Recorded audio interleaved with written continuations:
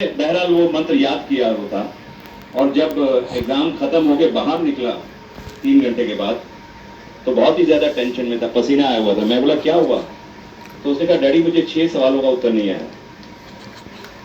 और 6 सवाल MBBS entrance exam में बहुत बड़ा मायने रखता है, क्योंकि एक एक क्वेश्चन के पीछे 150, 200 स्टूडेंट्स आते हैं, क्योंकि परसेंटेज जो होती है 0.001% तक मैच करते हैं वो लोग। तो मैंने कहा फिर क्या किया? कहता आपने बोला था, गुरुजी ने बोला था कि मंत्र पढ़ के टिक कर देना। मैंने वो 6 के 6 मंत्र पढ़ के टिक कर दिए। तो मैंने बोला 6 के 6 का उत्तर याद है? बोला हाँ मुझे याद है। तो उसकी जहां कोचिंग होती थी एंट्रेंस एग्जाम की, मैं उस टीचर के पास लेके गया। उसका नाम है रवि सर हम लोग बोलते थे। विले पार्ले ईस्ट में उनका सेंटर है। मैं ये सब चीजें इसलिए बता रहा हूं कि प्रमाणित है।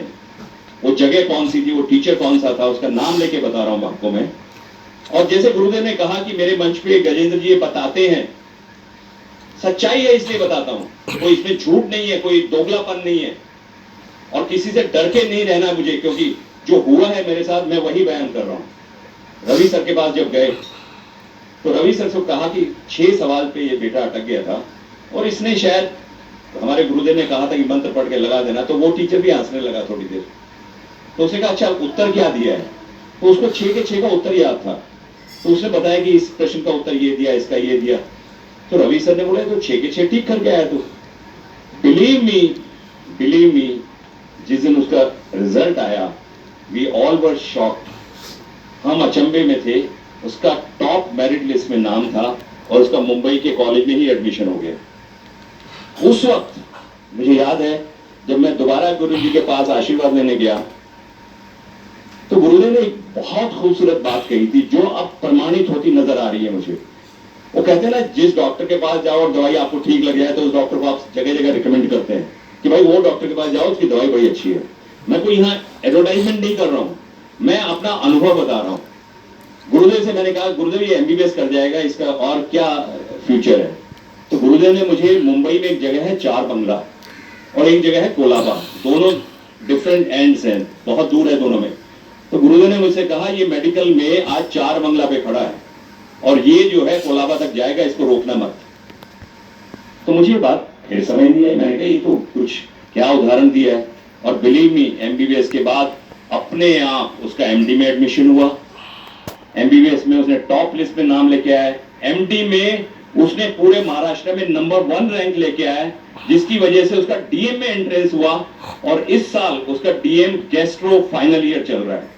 ये प्रमाण के साथ मैं बता रहा हूं कि ये कुछ ना कुछ गुरुदेव, कुछ ना कुछ क्या सब कुछ जो मिला है इसी मंच से मिला है। और ये गुरुदेव की कृपा हुई है उस बच्चे पे, जिसके लिए सब लोग बोलते थे, जो पढ़े लिखे लोग थे, ज्योतिषी लोग थे, जो अपनी कुंडली देख के या उनके प्रमाण करके ये बताते थे कि इस बच्चे का डॉक्टर बनना असंभव है।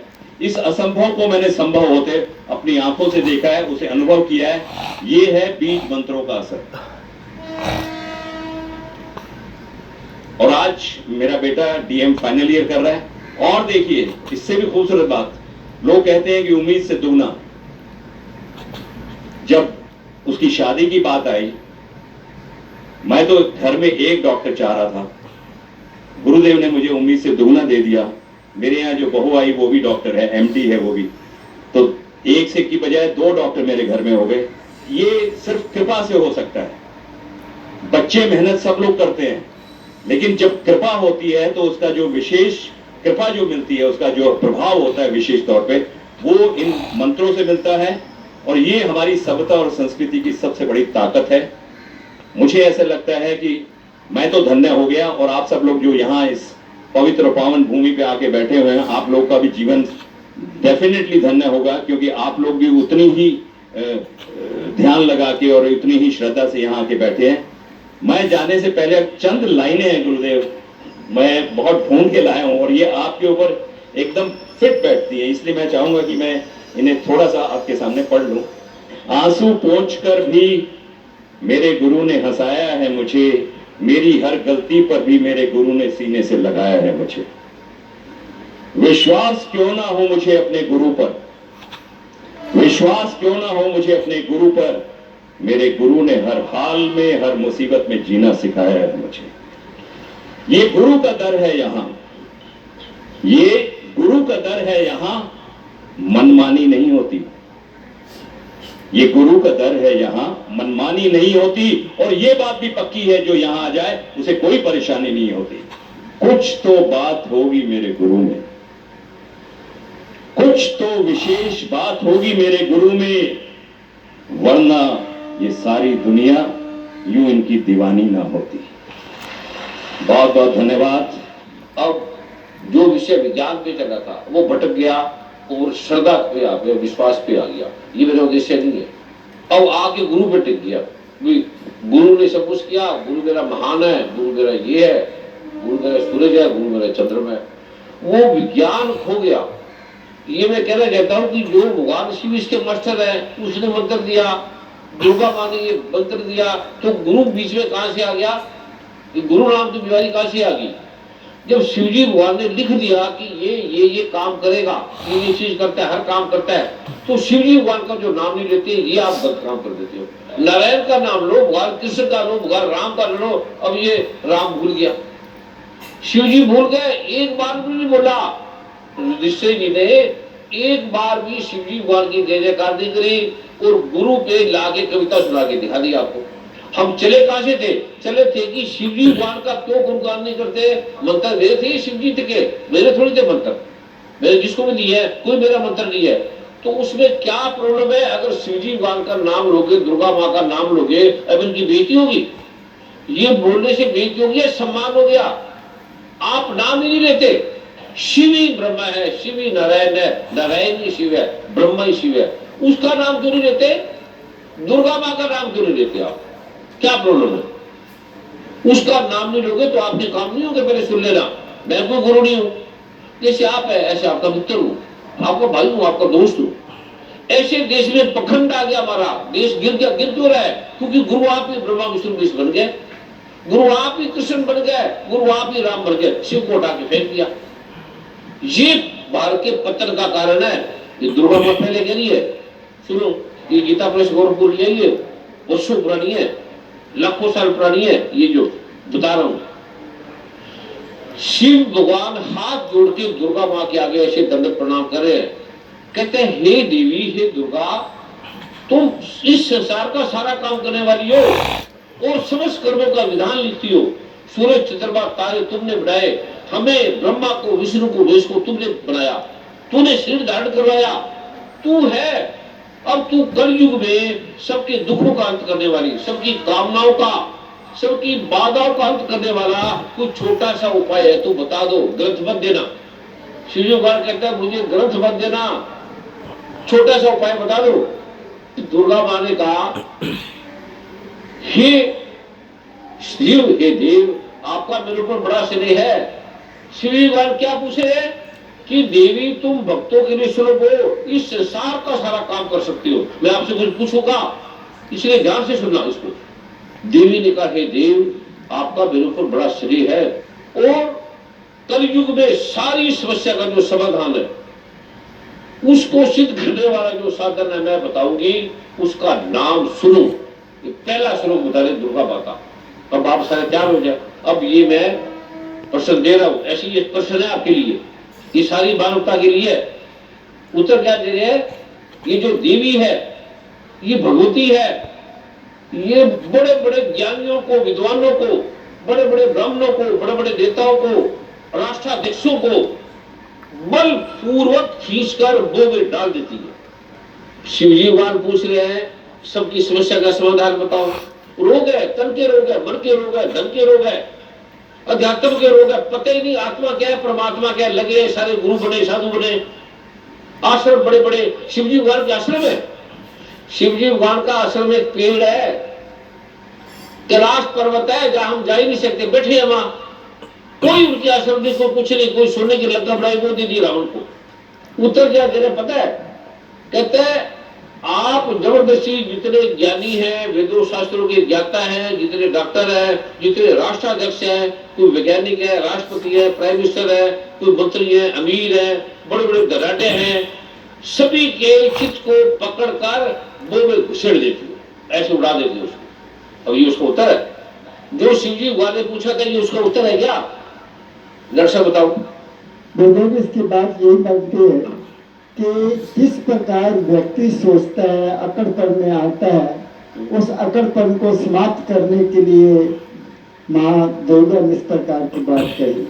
वो तो होगी, लेकिन शिवजी आप कहते हैं सबकी गरीबी दूर करो, सबके रोगों का अंत करो, तन के रोग ठीक करो, इनकी सारी समस्या उड़ाओ, ये बहुत गरीब है, कष्ट में है, इनकी सारे दुखों को दूर कर दो, ये क्या तो हो रहा है।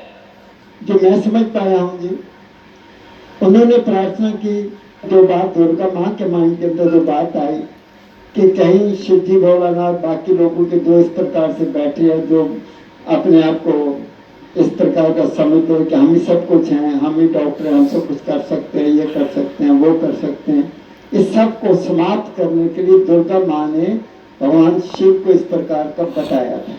तो उससे लोगों की समस्या कैसे दूर होगी वो बताने से, और कभी लोगों के दुख दूर करो, मुझे कुछ नहीं, लोगों के दुख दूर करो, धन दो, तन बन इसका ठीक करो, इससे उसको कैसे धन मिलेगा? वो गुरुदेव आप बताइए। और किसी को पता है? किसको पता है? डॉक्टर साहब को तो एमडी, ये डर्मेटोलॉजिस्ट है, बहुत बड़े डॉक्टर। गुरुदेव जी, गुरु माँ जी को प्रणाम। मेरा नाम डॉक्टर जगदीप सिंह है और मैंने एमबीबीएस और एमडी पीजीआईएमएस रोहतक से किया है और मैंने एमडी इन डर्मेटोलॉजी किया है। इसके अलावा मैं डिपार्टमेंट ऑफ डर्मेटोलॉजी और Indian institute of medical sciences में काम भी कर चुका हूँ। इसको उत्तर दो। गुरुदेव, यह है कि जो भगवान शिव ने पूछा है कि सब दुनिया के लिए जो दुख खत्म करने की कोई ऐसी युक्ति बताए, तो माँ भगवती ने ये सारे सातों श्लोक मिला के वो युक्ति बनेगी। अभी तो ये पहला श्लोक उन्होंने शुरू किया है, तो जब ये सात श्लोक पहला नहीं, ये पहला अंतिम सारा एक ही है, एक ही में सब समस्या का हाथ काट दिया। कैसे गरीबी हटेगी इससे कैसे गरीबी हटेगी, कैसे लोगों की बीमारी हटेगी, इसमें जड़ काट दी, एक में खत्म कर। ये ले छोटा सा, इसका तो नहीं पता, किसको पता है? अब तो विजेंद्र जी। गुरु जी, मुझे जो समझ आया वो ये है कि अहंकार जो है सारी बीमारियों को जन्म देती है, और जो मारने का प्रसंग उन्होंने कहा है, वो मारने का रेफरेंस जो है उनका अहंकार खत्म करने का है। तो वो कह रहे हैं कि अगर व्यक्ति के अंदर से अहंकार खत्म कर दिया जाए तो सारी समस्याओं का समाधान हो सकता है। गुरुदेव आपके चरणों में नमन, गुरु माँ के चरणों में नमन। गुरुदेव, मैं सिर्फ इतना कह सकता हूं कि माँ दुर्गा कह रही हैं कि मैं आपको भटका सकती हूँ, ये कर सकती हूँ, वो कर सकती हूँ, मगर आप पाठ करते रहें, आपकी समस्या दूर हो जाए। आप भटकने की चिंता न करें। आपका ध्यान भटक रहा है, आपका मन भटक रहा है, आप पाठ करते समय, पूजा करते समय इन चीजों की चिंता न करें। आप अपना काम करें, पाठ करें, मंत्र पढ़ें, इत्यादि इत्यादि, उसका फल आपको जरूर मिलेगा। डॉक्टर साहब ये कैसे है बताओ? क्योंकि दोनों बातें उन्होंने कहा था कि जिंदगी जी ने कही है, अहंकार को समाप्त करेंगे तो सारा काम ठीक हो जाएगा। उन्होंने कहा अगर शिव जी भगवान ने कहा है, अगर माँ दुर्गा ने इस प्रकार की बात की है, शिव जी पाठ करते रहे या बाकी लोग पाठ करते तो काम हो जाएगा। तो दोनों बातों को अगर मिला ले तो मेरे ख्याल में इसका समस्या का हल हो सकता है, इस प्रश्न का हल निकल आएगा। अहंकार को समाप्त करना, पाठ करना, केवल ध्यान भगवान की तरफ रखना, ये मैं समझता हूँ, इससे बढ़कर और कोई बात नहीं। ये जो प्रश्न है और उत्तर है, ये कितने विद्वान है, देखो विनम्र है, और कितने विद्वता की प्रतिमूर्ति है, इसको कोई जान नहीं सकता। जो गुरुदेव जी ने कहा, जो अग्रवाल साहब ने कहा और जो डॉक्टर चावला साहब ने कहा कि ये दोनों मिल जाएंगे तो ये ठीक उत्तर है, ये ठीक उत्तर है, एकदम यही है। अब आगे कि ये हटेगा कैसे, ये तो सुन लिया, हटेगा, एकदम करेक्ट उत्तर है, ठीक है। अग्रवाल साहब ने कहा, विजेंद्र चौहान जी ने कहा, डॉक्टर साहब ने कहा, एकदम एक्यूरेट है। ऐसे ये ब्रह्मा विष्णु वेश की तरह एक प्रारूप बनता है, ऐसे ही। इसलिए कोई भी बात है तो 3-4 विद्वानों से पूछ लो, 5 से पूछ लो, तो तब वो एक, इसीलिए जो मैं आपको दे रहा हूं शंकराचार्य से सबसे पूछ पाछ के फिर देता हूं। अब आपको दूंगा कि ये हटे कैसे, कैसे हटेगा, इसका कैसे रोक होगा, कैसे ये करे, कैसे हमारी समस्या का समाधान हो, अभी मैं वो आपको बता रहा हूं। और इसके बिना भगवान शिव कहते हैं किसी की समस्या का समाधान होता ही नहीं है, ही नहीं है। यही है। तो क्यों ढूंढते हो, क्यों जाते हो? मैं इसको नहीं मानता था, मैं वेद मंत्रों को, शिव जी, भगवान, मां दुर्गा को नहीं मानता था। मेरे आयुर्वेद के सेक्टर थे, मैं भी वैज्ञानिक बुद्धि का था, बड़ा संदेहवादी था। उपनिषद तो मैंने 8 साल में पढ़ लिए थे, ये मैखाना मैंने 12 साल से प्रारंभ कर दिया और थोड़े 1-2 साल में खत्म हो गया। अद्भुत है, इसकी अगर आप सुनोगे तो बड़े बड़े जो ज्ञाता है वो भी उत्तर कर सकते। इसको अगर आप समझते रहोगे तो समझते समझते आपको ब्रह्म ज्ञान प्राप्त हो जाएगा, समझते समझते, सुनते सुनते। ऐसे भगवान राम और वशिष्ठ का संवाद था, अद्भुत था ये, और अद्भुत अनुकोष के ये इस आयाम से आया मैखाना, ऐसे नहीं आया। गुरुदेव, सबसे पहली बात तो ये है कि ये सभी लोग जो यहाँ पर आए हैं ये चाहते हैं कि इनकी समस्याओं का हल हो, ठीक है, और इनके दुख दर्द खत्म हो। जिन बातों को ये लेकर के आए हैं वो सब की सब इनकी बातें पूरी हो। ये आपके पास तो मैं समझता हूँ इसलिए आए। आप आज इस दिन ऐसा पाठ दीजिए, तो पाठ ऐसा होना चाहिए ताकि इनकी समस्याएं सबकी दूर हो जाए। जिन बातों को लेकर मन के आए हैं उनका समाधान हो जाए। दुख दर्द क्लेश घर के अंदर बाहर अंदर इनके समाप्त हो जाए। मैं समझता हूँ आज इस देवी देवताओं की भूमि हिमाचल के अंदर इस प्रकार का आपका पाठ आना चाहिए।